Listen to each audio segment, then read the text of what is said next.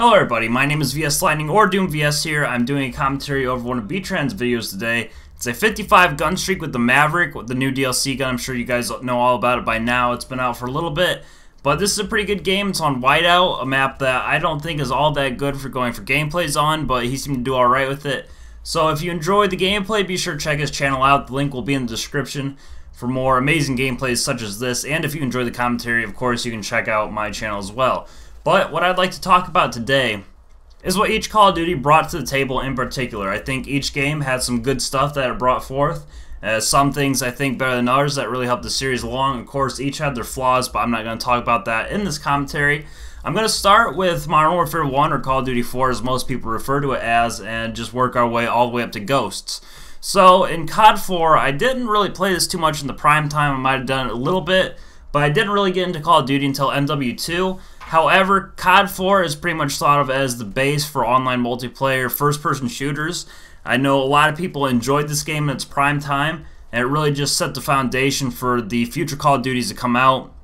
It was the first that we see in perks and kill streaks in Call of Duty, and even though it only had the 3 kill streaks, which were the UAV, the airstrike, and the attack helicopter, I believe, it again set the foundation for the future games to bring even more kill streaks in and kind of expand through that. And that's really what Call of Duty 4 brought to the table. It was just the base for the future Call of Duties.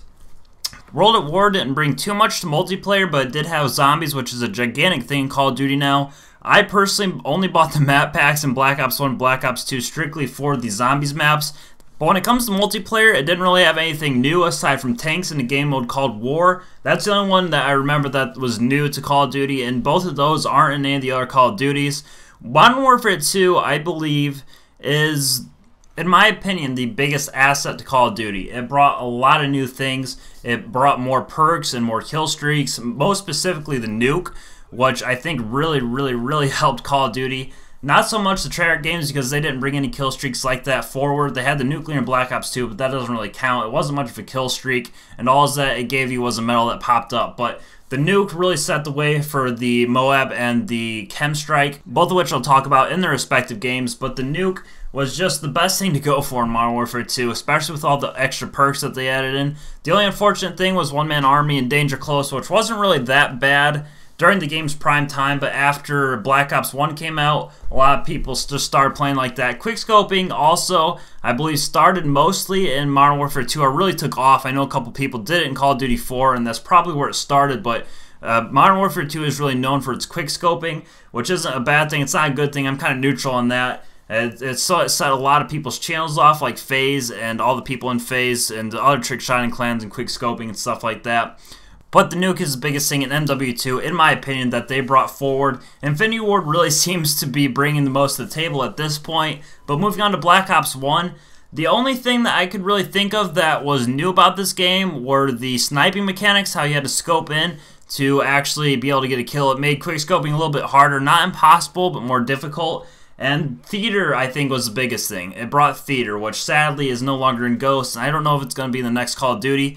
But when this was around, it was really nice. I know a lot of people used it to record like the 30-second clips in Black Ops 1 and help save games in Modern Warfare 3, as well as Black Ops 2, but that's really all I can think about when it comes to multiplayer. I know it brought some other stuff to zombies, but I'm trying to focus mostly on stuff that the game's brought to multiplayer. So moving on into MW3, I think this game had quite a bit that it brought as well.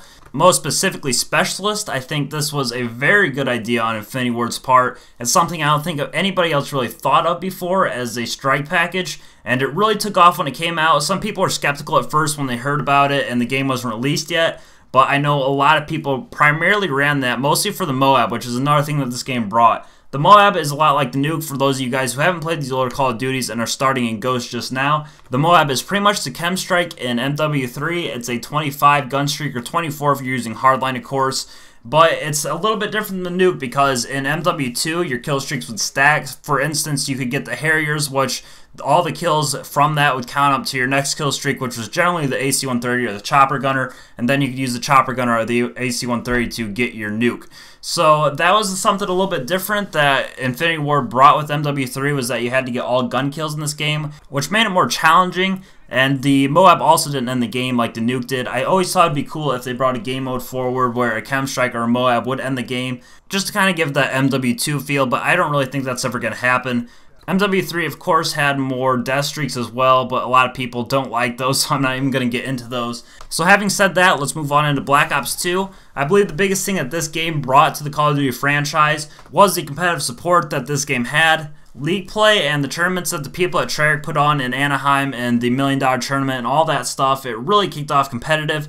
And since that competitive has really grown, a lot of people have said that this game was meant for competitive, even though I don't think that's entirely accurate, but it brought things like Hardpoint, which was a very big competitive game mode. I'm not sure why Ghost didn't bring that back. Maybe the map size, it probably would have had some issues with that.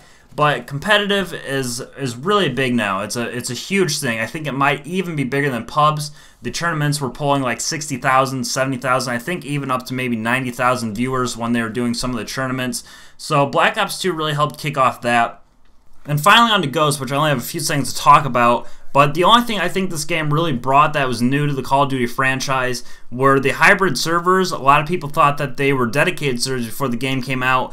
But being hybrid servers are only partially dedicated and partially P2P. I believe if they were full undedicated servers, this game would play a lot better. But it is what it is. And that's pretty much it for the commentary. So please like the video to support the Doom Clan. Be sure to check out B-Tran's channel again, as I mentioned. His link will be in the description. And I will catch you all in my next commentary here on the Doom Clan channel.